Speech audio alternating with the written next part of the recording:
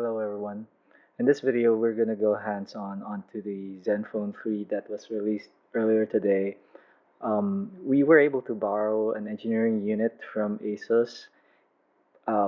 We were told that this is pretty much the same as the final production unit with a few minor changes on the internal workings of the system. I did take a look at the specifications of the units that I have here, and I was able to verify that it is indeed running on Snapdragon 625. And I tried running Antutu much earlier, and I'm gonna show you the results page. But again, remember that this is an engineering unit, and you know the the final results might not the results might not exactly reflect what we're gonna get in the final production device. So let me just show you the results page real quick.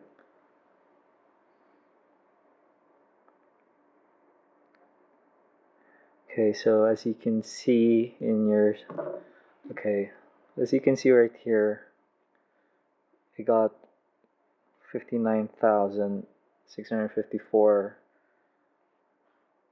and that's the score that I got on Android and Antutu. We can go here. We can open up CPU-Z and verify that it is indeed running Qualcomm Snapdragon 625 with a maximum clock rate of 2.0 gigahertz, and the GPU is as what it is written in the final spec sheet. It is running Adreno 506 with a maximum clock rate of 578 megahertz. The battery is at 3000 milliamp hour, and as you can see over here, I have two different size devices over here. We have the 5.5 inch Asus ZenFone 3 and the 5.2 inch variant. They are pretty much the same in all respects aside from the screen size and the battery life. Now, the 5.2 inch model only comes with a 2000 milliamp hour battery, while the 3-inch ZenFone 3 comes with a 3000 milliamp hour battery. And everything else is pretty much the same. It has the same camera sensor. It should be a Sony IMX298 sensor. And I tried to take a few sample shots using the camera on the ZenFone 3 that I have right here. Do take note that this is once again an engineering unit, and according to the reports that I got using I'm just gonna show you the AIDA 64 results that I got, and it's only reporting that I have a 13 megapixel camera. So definitely the cameras the final photos are gonna be different than what we're gonna get from from the engineering units. Okay, I just can't find it right now. Let me see if I can find it here. Okay, so the maximum camera resolution, it does say that the maximum camera resolution is 16 megapixels. So far, the performance of the triple autofocus has been amazing. Again, if you've been watching our live stream or the videos that I uploaded earlier, the ZenFone 3 comes with a triple autofocus mechanism. It uses the laser guided autofocus. That's the first, and then after laser autofocus, you have continuous autofocus and PDAF, or face detection autofocus. So it's really fast, and I'm able to focus even on low light situations. The flash I noticed that the flash fires when it tries to autofocus if there's very low light. See, I don't know if if you saw that, but the flash just fired when I tried to focus um, on a scene that's very that where there's little light. So I think it's doing that in order to properly measure the light, the in order to properly focus, just like in this DSLR cameras. This the Pixel Max Master 3 cameras that comes with the ZenFone 3 cameras supports live view HDR, and it also supports 4K HD video recording. Although I did not see support for raw camera formats. You only get the standard JPEG, fine or standard quality JPEG photos. It would have been nice if they were able to add raw DNG format support, since DNG format has been out since Android 5.0 Lollipop, and the ZenFone 3 is running Android 6.0 Marshmallow. And by the way, this is it's also running on the latest ZenUI, which is ZenUI 3.0. It's the um, user interface layer developed by ASUS running on top of Android. So I'm gonna show you the for those of you who are into gaming, I did perform some quick benchmarks using Epic Citadel.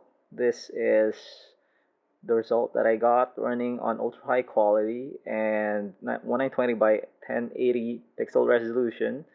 I got 43.4 frames per second, which is pretty good, considering that this should be this is a mid-range price device. So that, by the way, is powered by the Adreno 506 graphics processing unit.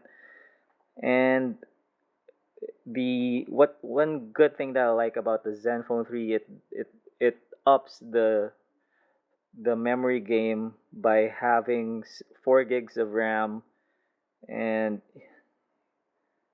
you can see over. Okay, let me show you the system info for IDA 64. Okay.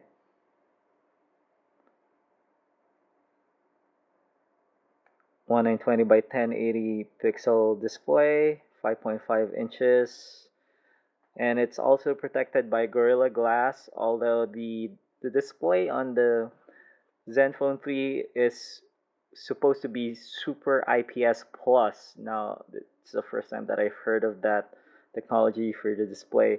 It's supposed to be a step up from the standard IPS panel. Um, if you've heard of the ZenFone 3 Deluxe, that one has a Super AMOLED display panel, which is even better. So, what else? Battery is at, like I said earlier, in the 5.5-inch model, you have 3,000 milliamp hours, and battery drain should be it shouldn't be as bad as the Intel processors, and it's good that Asus decided to go with the Qualcomm Snapdragon 625 SoC here, which is known to be more power efficient. It is actually 35% more efficient than its predecessor, which is this Qualcomm Snapdragon 617. So um, I didn't have a way to measure the power usage since it was last charged, since this is an engineering model and we just got this right off from Zenvolution. and I have no way of knowing when it was last charged to 100%. But if you look right here, okay, it says here that the uptime for this particular unit that I have is 9 hours and 36 minutes, and we still have about 22% left, and that's pretty amazing. Um, Although one factor that you have to consider is that this unit that I have isn't really connected to cellular or mobile data, and that's gonna put a huge drain on the battery life. And con- speaking of your cellular connection, the ZenFone 3 takes in two SIM cards, and it's gonna run in both 3G and 4G mode. And if you can see the slot right here, okay, you need a tool to be able to open the SIM tray. Unfortunately, just like with other smartphones that use this kind of system, you need a special pin to be able to pull the tray out, and that's one of the things that makes it a hassle because you can't easily find a pin to open a tray. Although it kind of makes things harder for people who want to try to play around and fool around with their phone because they can't easily open your unit and play around with your sim. And I'm assuming that this is where you're supposed to be able to enter your micro SD expansion. We did see in the spec sheet that you should be able to insert a micro SD card up to 64 gigs of external storage space. Oh, okay. Um, Hold on to that. I'm not too sure if expansion is going to be supported in the ZenFone 3. For now, let's leave it as an open question since we don't have a tool to open this tray. The only thing that I can confirm is that it supports dual SIM operation. And one of the changes that I like about the ZenFone 3 is that they moved the speakers to the bottom of the unit, and that's huge for me because unlike the previous ZenFone device, you had the speakers at the lower back of the unit, and sometimes that makes it difficult to hear what's playing in your speakers because if you have the phone lying like this, and I have it lying plenty of times. I just put it in on top of my table or on top of my bed, and it's not you're not gonna hear what's playing. And also when you're driving and when you're using Waze, okay, the speaker is gonna be facing away from you, so that's gonna change the acoustics a little bit. So I like the change that they did here. And as you can see, you also have a hole here for the mic. And of course, one of the bigger changes that's making its way into the ZenFone 3 series is the change to USB Type C 3.0. um, it seems that Asus is making a decision of scrapping the micro USB in favor of USB Type C 3.0, which is more more user friendly, and it's also faster in terms of data transmission. Um, when I said it's user friendly, it's because it's reversible. So if you have a USB Type C connector, you can just plug it in any way it's facing, and it's gonna go in just like the lightning connector from Apple. um, the problem here is that since USB Type C is still pretty new, there aren't a lot of USB Type C cables floating around. Like even even us, we didn't have access to a USB Type C connector, so we couldn't really charge this unit that we have right here, which is the 5.2-inch model. So anyway, to conclude our short video, the I'm gonna I'm gonna show you I'm gonna play Epic Citadel, and give you a bit of an idea of the sound that you can have from the ZenFone 3.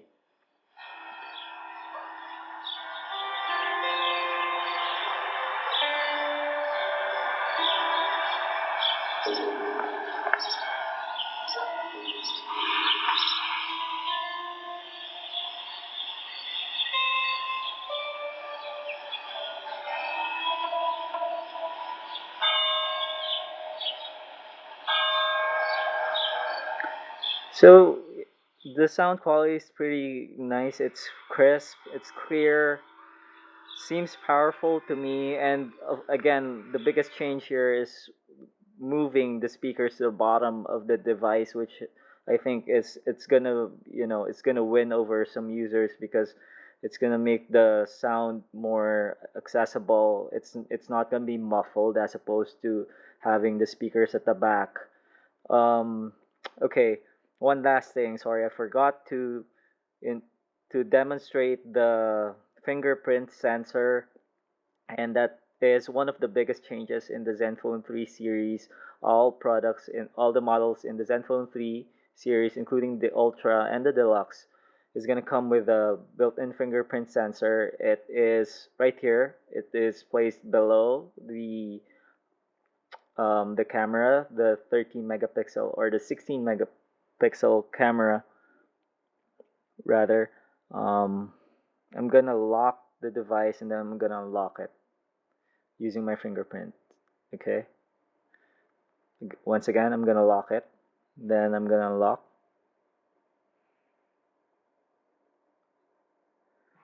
Okay.